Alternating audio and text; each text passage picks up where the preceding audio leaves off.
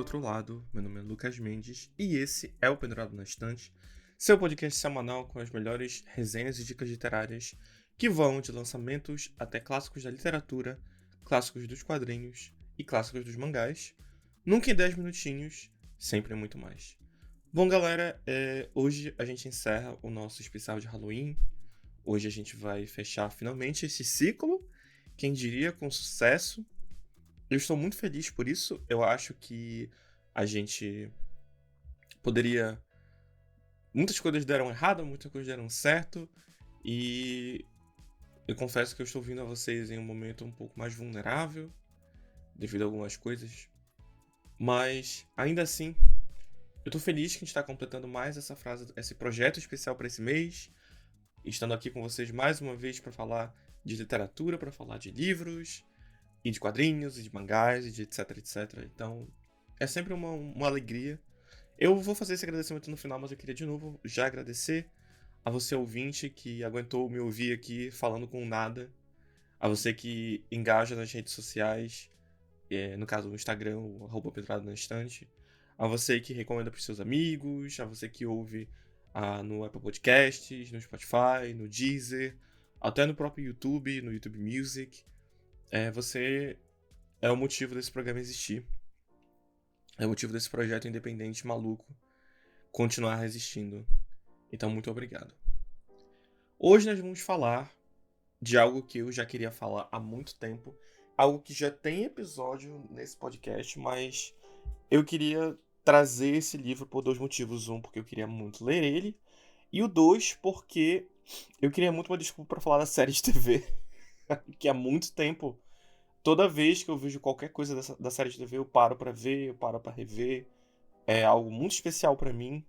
É algo que me impactou muito, continua me impactando. Algo que eu não canso de recomendar. E quem assiste também não cansa de recomendar. Então, hoje a gente vai falar... Hoje a gente fala da Anne Rice.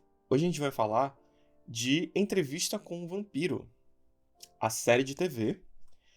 Mas a gente vai falar também de O Vampiro Lestat, o segundo livro das Crônicas Vampirescas, da Anne Rice, e que vai ser a base da já confirmada terceira temporada.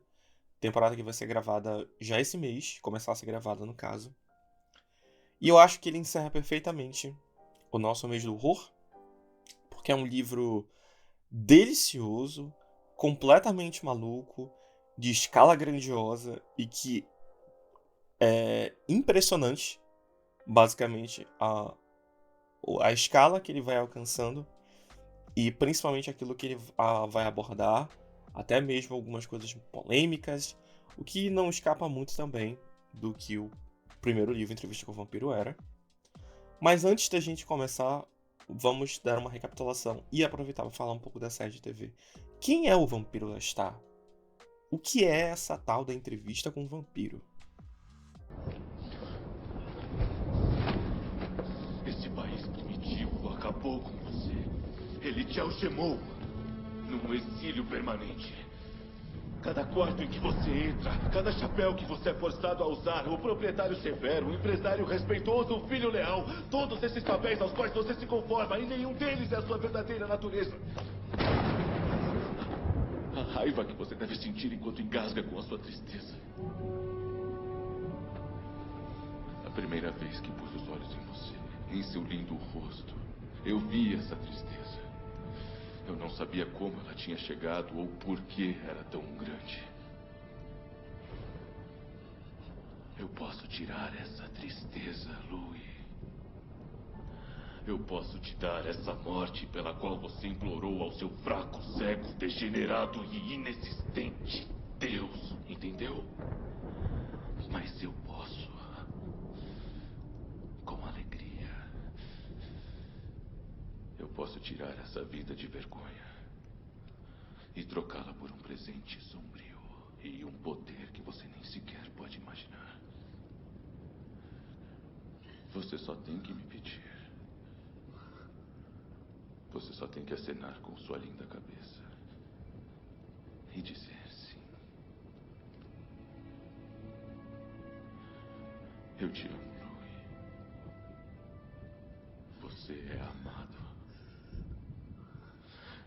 mando meu amor pra você. E você o envia de volta pra mim. E esse círculo, esse lar do que mal tivemos um vislumbre, sei que me assusta tanto quanto a você. É difícil explicar como suas palavras me desarmaram. O quanto foi eficiente, sucinto e impenetrável o argumento dele. Todas as minhas concepções, até minha culpa e meu desejo de morrer, pareciam totalmente sem importância. E eu esqueci completamente de mim mesmo e da cena bárbara que me cercava. Pela primeira vez na minha vida, eu fui visto. Bom, gente, a Entrevista com o Vampiro, ele é um livro, creio eu, de 1973 ou 76, eu sempre me confundo, e ele é um marco na literatura gótica moderna, ele é também um marco do horror moderno.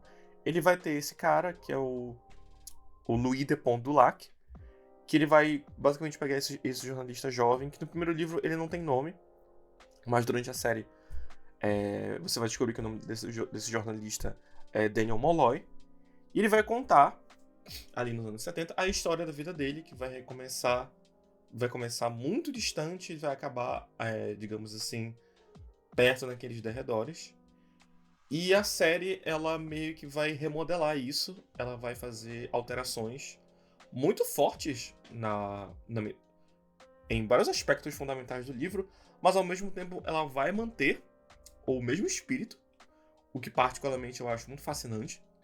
Então, a primeira mudança que ela faz, que é uma mudança muito significativa, é que a série vai se passar nos tempos modernos, tipo, ela começa, se eu não me engano, em 2021. 2020, ela se passa no meio da pandemia. O Daniel Molloy é esse jornalista experiente, esse jornalista acostumado a ver os piores da humanidade. Ele recebe um convite do Louis de Pontdulac, um vampiro, para pagar basicamente todas as despesas dele para o Daniel ir para Dubai, onde nessa cobertura isolada eles vão refazer a entrevista que eles fizeram mais de 40 anos antes. E eu acho que é muito interessante isso porque a série meio que ela não apaga o legado do filme. Tipo, ela reconhece o filme como algo válido, de certa forma existe até um certo quê de metalinguagem, mas ela tá se posicionando como uma perspectiva diferente, como uma perspectiva nova. E eu acho isso muito fascinante. Eu acho que nesse primeiro momento, quando a série se posiciona, é muito legal. Trazer o Daniel pra história como um jornalista mais experiente, como um macaco velho, de sacar as coisas no ar e meio que ler através das mentiras, tanto as mentiras voluntárias quanto involuntárias dos personagens, é muito mais divertido. E também tem um aspecto que é um dos mais importantes, é que ele faz race band, ele muda a raça do Louis, ele faz o Louis ser um homem negro. E a Cláudia, que é a jovem que acaba também sendo transformada em vampira, também ser uma mulher negra. E ele posiciona o passado na série de TV nos anos 10, anos 20, em Nova Orleans. Que é uma ótima escolha narrativa, funciona muito bem pro que eles querem trazer, funciona muito bem para aquilo que eles querem abordar. E principalmente dá um peso histórico e um peso dramático que eu não esperava que a série fosse ter, mas que ela carrega muito bem, por causa que, apesar de ela não ser diretamente sobre isso, ela não é sobre como é ser um homem negro, e no caso Louis, como é ser um homem negro e gay nesse contexto histórico. Só que ela traz isso, e isso enriquece absurdamente a história. Eu também sou das pessoas que alguns fãs defendem isso, eu também defendo. As 2 temporadas da série, elas adaptam o primeiro livro. Não é que elas não têm nem numeração, digamos assim, ela zerada. Então, tipo, o último episódio da primeira temporada, que é o 7, quando você começa a segunda temporada, aparece lá episódio 8.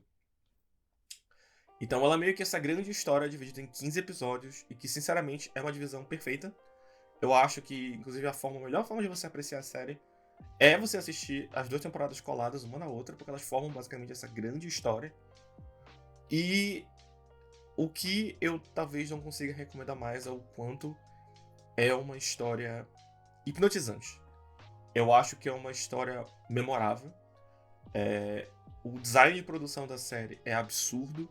Eles fazem uma reconstrução de época incrível, mas a escala da série vai aumentando devagar, porque a série começa em Nova Orleans, depois ela vai pra Paris, que é a Paris dos anos 40, e o jeito como ela faz isso é incrível, é genuinamente muito bem feito, é muito bem produzido, passa por trabalho de roteiro, a série tem um showrunner muito experiente, que é um querido, que é o Roland Jones. Ele comanda a série com uma paixão muito fervorosa pelo material original, que dá pra ver, inclusive por causa que a série ela chegou a ser produzida pela Anne Rice. Eu creio que ela chegou a ter contato com o piloto e com a parte dos roteiros da primeira temporada antes de infelizmente falecer. E apesar do Christopher Rice, o filho da Anne, ele se recusar basicamente hoje em dia a falar sobre a série, ele aparece como um produtor executivo ainda nos créditos. Então não é uma série que ela se distanciou, digamos assim, ela se distanciou tanto do material fonte, mas eu creio que o que ela escolheu fazer com o material fonte é muito rico. Porque, apesar dela seguir muito fielmente as batidas narrativas do livro e ser fiel ao que acontece nele, o jeito como ela recria todas as relações interpessoais para uma perspectiva muito diferente deixa mais fresca a história, ao mesmo tempo que é muito fiel ao espírito do livro original.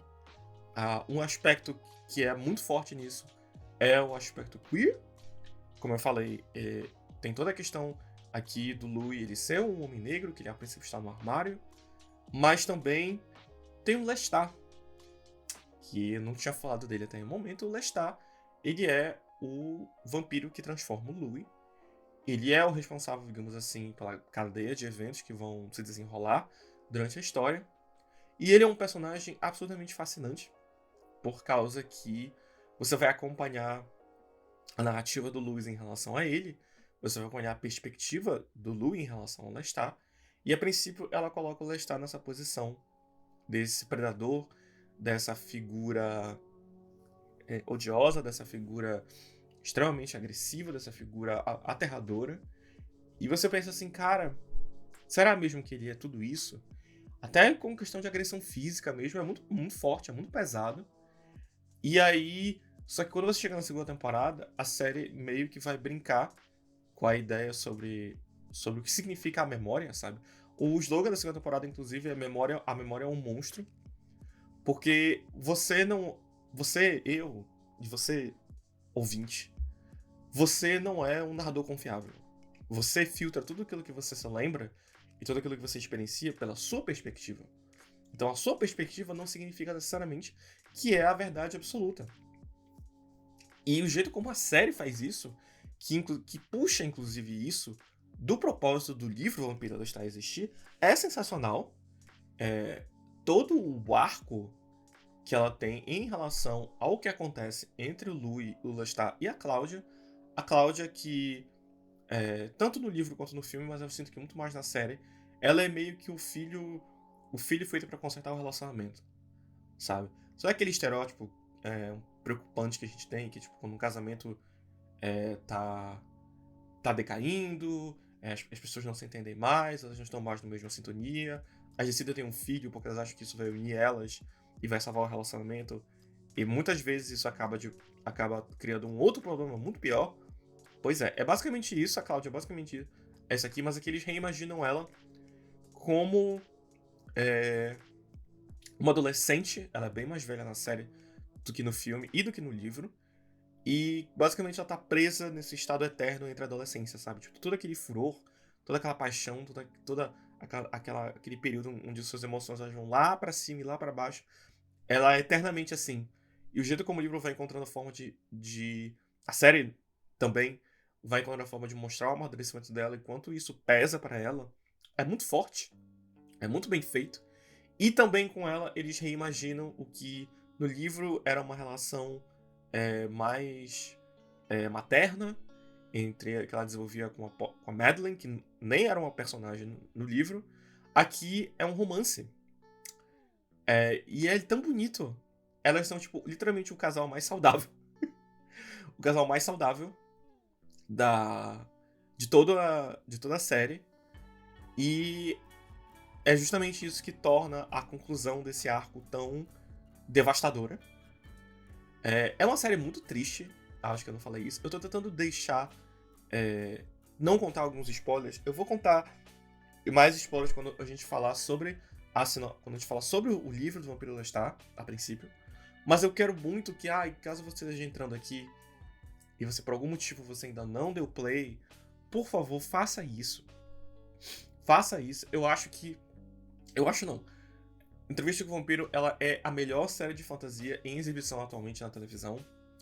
Ela tem tudo. O elenco é absurdo. A Cláudia, ela é interpretada por 2 atrizes na primeira temporada, é pela Bailey Bass, que é sensacional. E a segunda temporada é a Delaney Haynes, que também é sensacional. A Bailey Bass teve que sair da série por causa que ela tá fazendo as continuações de Avatar do James Cameron. Inclusive, se vocês procurarem, sai um artigo muito bonito, onde ela fala como basicamente fazer os filmes de Avatar salvou a vida dela pra sempre. Então, ao mesmo tempo que eu lamento pela ter saído da série, eu entendo a decisão que ela fez. Mas a Delaney Hayes é uma Cláudia sensacional. E a troca, sinceramente, você nem sente tanto porque as duas estão entregando no mesmo nível. Elas estão no mesmo nível de qualidade, no mesmo nível de visceralidade, e isso é sensacional. O Jacob Anderson, ele é uma força da natureza, como Louis.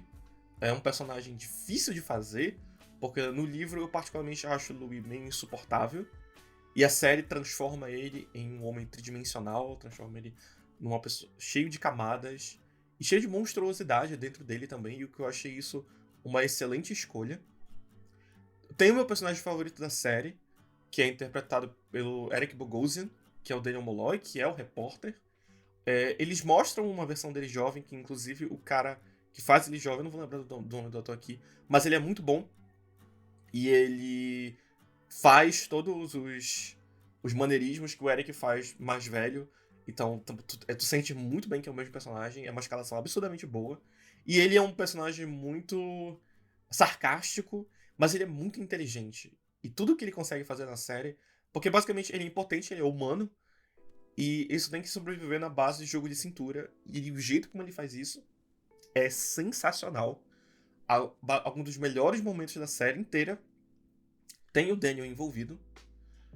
Mas, assim, a grande estrela da série, até mesmo quando a presença dele é muito reduzida, que acontece na segunda temporada, é do Lestat, que é interpretado pelo Sam Reed, ator australiano.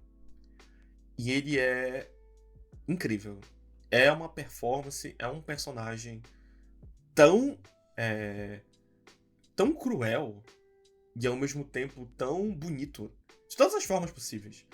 Ele é odioso, ele é caprichoso, ele é manipulador, ele é lascivo, ao mesmo tempo ele é cuidadoso, ele é engraçado, ele é gentil, ele é educado, ele é inteligente. Existe uma piada com o fato dele ser meio burro, mas ele não é burro, ele é muito poderoso, e existe um amor lindo e muito trágico entre ele e o Louis, que é a espinha da série, ao mesmo tempo que é o grande ponto de conflito da série.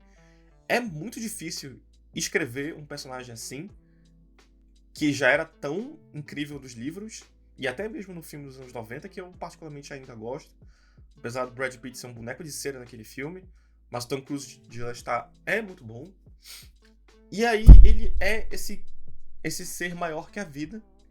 E você acompanha, mas mesmo assim que a série ainda oferece a perspectiva, você ainda acompanha muito ele sobre o olhar do Louis. E agora, depois de toda essa longa introdução, a gente vai poder falar, finalmente, do Lestat ficando sob os holofotes. Dessa vez, de vez. I am the vampire Lestat. I'm immortal. More or less. The light of the sun. The sustained heat of an intense fire. These things might destroy me, but then again, they might not.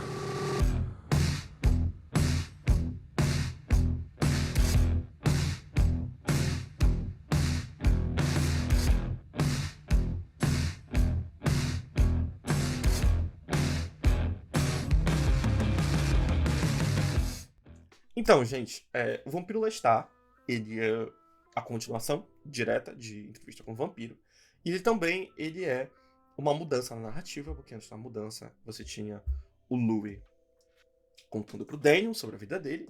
E aqui nós vamos ter o Lestat contando a vida dele pra você. Ele tá escrevendo a autobiografia dele. E aí o livro basicamente começa que, para escapar da rotina da vida no campo, o jovem Lestat de Leoncourt, seduzido pela fulgurante país do século XVIII, abandona a sua família e segue com uma trupe de atores para trabalhar no teatro. Em Paris, o seu talento chama a atenção de Magnus, um vampiro secular, que está decidido a dar fim à própria existência, e para isso ele transforma Lestat em um vampiro e lega a ele a sua fortuna e a missão de encontrar as origens da sua espécie. E aí, na sua busca, o Lestat desvela toda o lore e a mitologia vampiresca que remonta ao Antigo Egito. E aos poucos ele vai tomando conhecimento de quem ele é e de como ele se encaixa na galeria de imortais que habitam os subterrâneos do mundo. E as suas aventuras através dos tempos acabam desembocando no século XX, quando o Vampiro Lestat se torna um ícone do rock, com uma verdadeira legião de fãs e clipes na MTV, e ele pretende usar essa popularidade dele não só para se integrar ao mundo dos vivos com a sua busca, mas também acordar os vampiros ancestrais para poder esclarecer tudo que ele ainda questiona sobre a sua forma de existência. Só que, infelizmente, ou não, essa extravagância acaba quebrando o código de silêncio dos vampiros e provando a ira de criaturas muito mais poderosas que o próprio Lestat. Assim, perseguido pelos imortais e pelos mortais que percebem sua natureza, Lestat percorre o mundo, experimentando todos os pesares, mas também todos os prazeres que a condição de vampiro lhe pode proporcionar. Gente, esse livro, ele é muito particular e muito interessante. Primeiro que a narração do Lestat é muito engraçada, porque o Lestat, ele é um coitado. Ele é um grande coitado. Ele é tipo assim, ai gente, eu não queria que tivesse acontecido isso, mas aconteceu. Eu não tive outra escolha, eu tive que fazer o que eu tinha que fazer. Eu acho isso divertido. Acho que isso é o tipo de coisa que a gente precisa em histórias assim. E é muito bacana toda a dinâmica dele. O livro começa com ele... Tem toda essa cena super dramática dele caçando lobos ali na França. E ele tá se sentindo à deriva. Ele se sente... basicamente que como se a vida dele não valesse tanto a pena. Também tem toda uma questão que o livro ainda tem esse prólogo onde ele descobre sobre o livro Entrevista com o Vampiro. Ele lê, ele fica completamente revoltado do jeito como o Louis retrata ele e decide que ele mesmo vai colocar os pingos nos is e ele vai mostrar quem ele é de verdade. E aí volta pra toda essa sequência dele no começo da França. Tem toda essa cena super forte dele indo caçar lobos, e aí com os machins dele, ele acaba ele vence, ele consegue vencer, mas ele perde todas as coisas que ele tinha, ele fica muito ferido. Ele volta pra casa, ele descobre que a mãe dele tá falecendo, porque enfim, estamos falando da Europa medieval, então não era exatamente o grande caso, um grande paraíso de saúde pública. Então ele tá ali, e a única coisa que acaba tirando ele desse torpor, desse medo, é que ele vai conhecer o Nicolas Delenfant, que vai se tornar seu melhor amigo e também seu primeiro namorado. E eles estão... esse encontro de almas meio que salva a vida dele, digamos assim, por causa disso que ele vai acabar indo pra Paris, e é lá que ele vai conhecer o Magnus. E o Magnus, ele literalmente um dos meus podcasts favoritos, que é o Esqueletos no Armário, ele fez uma piada muito boa, porque o Magnus, ele chega pro Lestat e ele fala assim: eu vou transformar você em vampiro, eu vou me matar na sua frente e mudar a trajetória da sua vida. Ele faz isso. Ele literalmente faz isso. E o Lestat, ele entra nessa pira de que ele precisa usar a segunda chance que ele acabou de ganhar, para mudar a vida dele, e as coisas elas vão se desenrolando a partir daí.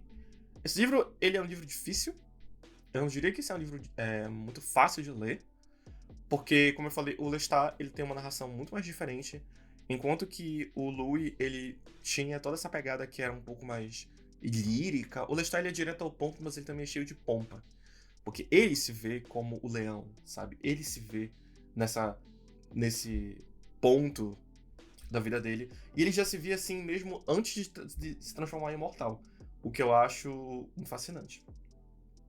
E aí, depois disso, o Divo, nosso querido, ele resolve voltar ali com a mãe dele, que a mãe dele está morrendo, e ele transforma a mãe dele em uma vampira, mesmo naquele estado terminal.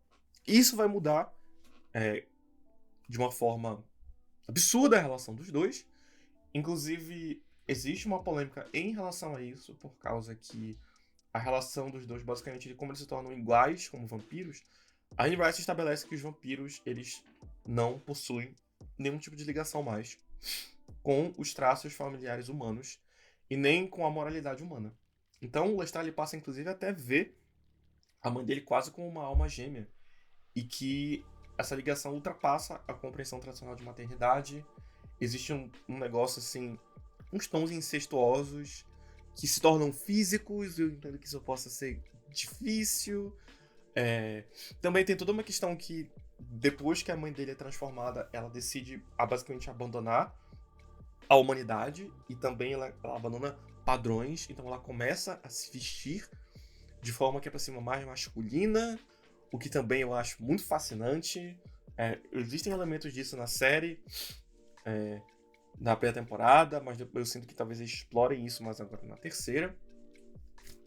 E aí tem também toda uma questão sobre como o livro, ele é basicamente toda a questão do Lestat buscando o sentido de ser eterno, de ser esse desafio que nunca cessa, de que ele tem todo esse desejo, toda essa liberdade, mas ele nunca consegue se fixar em alguém, porque a única pessoa que realmente ele consegue sentir essa fixação é no Divo, no Louis, o que eu acho também muito romântico.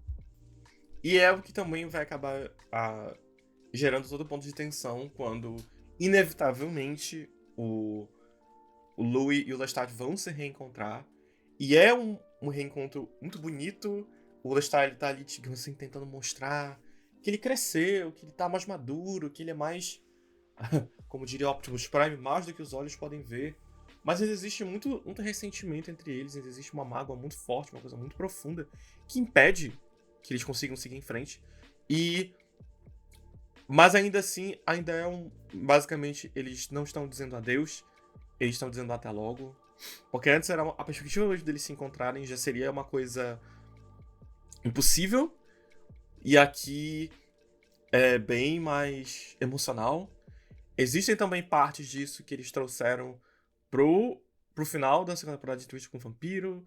Eu acho lindo, é muito bonito. E também tem todo o arco do querido sendo um astro do rock, o que é muito engraçado, por causa que você pensa que isso vai ser só um detalhe, vai ser só uma parada ali pequena, e acaba virando uma coisa completamente insana, por causa que ele quer mostrar publicamente que ele é um vampiro.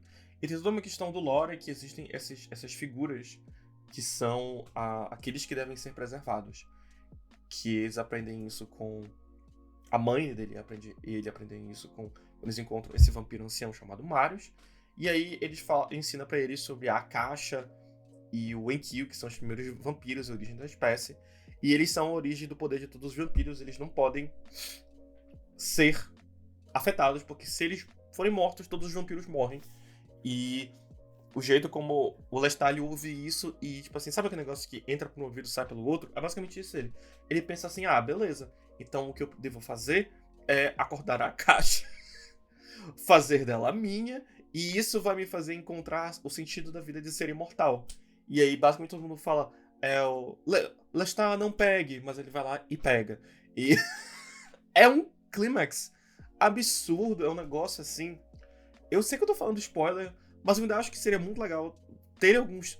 Apesar de eu estar basicamente contando aqui toda a questão segredo do livro, mas tem muitos detalhes, toda a participação do Armand, que se você sabe como o Armand é na série, que eu também evitei de falar sobre ele, justamente pra dar esse impacto pra vocês, mas o Armand vai aparecer aqui, e o Armand, ele é essa praga psicopática e extremamente divertida no livro, perseguindo o Lestat. Então, vocês acham que os livros, eles são também muito frutos do tempo deles. Todo o começo do livro, que é quando o Lestat, ele acorda no mundo moderno porque ele ouve nu metal, o que é sensacional. Mas no momento em que tem toda essa questão, ele olha as coisas, ele tem uma perspectiva muito diferente. Tipo, ele vê todo o decaimento da sociedade dos Estados Unidos dos anos 80 e ele enxerga aquilo como o ápice. Ele pensa assim, finalmente as pessoas os humanos, os mortais estão vivendo como eu gostaria de ter vivido na minha época. E isso também motiva ele a ir atrás da música, a ir atrás desse sonho, desse desejo. Tudo remonta pra aquela questão de que ele, basicamente, ele não quer mais estar sozinho. Ele não quer mais se sentir sozinho. Ele é forte porque ele precisa ser forte, ele não quer precisar ser forte. Então você tem esse personagem super exagerado, super expansivo, super extrovertido, que guarda tanta dor, tanto desejo de ser visto e de ser amado, e que ele faz essas coisas completamente insanas por causa disso. Alguém que não consegue se resolver, alguém que não consegue se aceitar, mas ao mesmo tempo ele também tem um certo orgulho, ele é uma contradição ambulante. E ele é tão divertido de ler. Você tá na cabeça dele, você vê até mesmo os momentos mais polêmicos, os momentos mais estranhos. Você consegue entender porque é o Lestat. Porque é o Lestat. E mesmo diante do horror, mesmo diante do sangue, da violência, de tudo aquilo que questiona a realidade em si, ele ainda é quem ele é. E isso é lindo. Isso é lindo. Eu pretendo continuar lendo as Crônicas Vampirescas. Já me falaram que a série meio que dá... que os 3 primeiros livros, eles são muito legais. O 4º livro, ele é um standalone muito divertido. Mas dali em diante meio que começa a dar uma derrapada, começa a ficar meio maluco. Até demais para os próprios padrões da Anne Rice. Mas eu quero continuar lendo. A escrita dela é absurda. Ela é mestre em construção de clima. Ela sabe desenvolver todos os personagens dela de uma forma que é genuinamente interessante. O trabalho de ambientação dela em cada época, em cada locação, é muito bacana. Existe um nível ali de pesquisa que consigo ver o que ela conseguiu fazer. E os personagens são apaixonantes.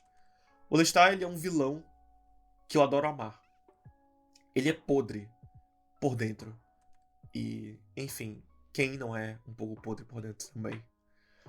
Eu queria muito ter falado de Entrevista com o Vampiro faz muito tempo aqui. Eu tô muito feliz que eu estou tendo essa oportunidade agora, porque sinto que esse é o momento ideal. Bom, galera, esse foi o episódio final desse mês. Muito obrigado para todo mundo que compartilhou os episódios, que continuam apoiando. A gente vai ter uma pausa breve, porque produzir 4 episódios em 2 semanas não foi fácil. Eu queria fazer um último agradecimento pro meu designer, o Yuri Ferreira, que ouve as minhas ideias completamente histriônicas e consegue colocá-las de uma forma que funcione. Muito obrigado por ter paciência, você. Obrigado, amigo, você é um amigo. Obrigado a todos os ouvintes, obrigado a você que está aí e que veio ouvir este homossexual cansado falar pra vocês sobre vampiros ou homicidas bissexuais.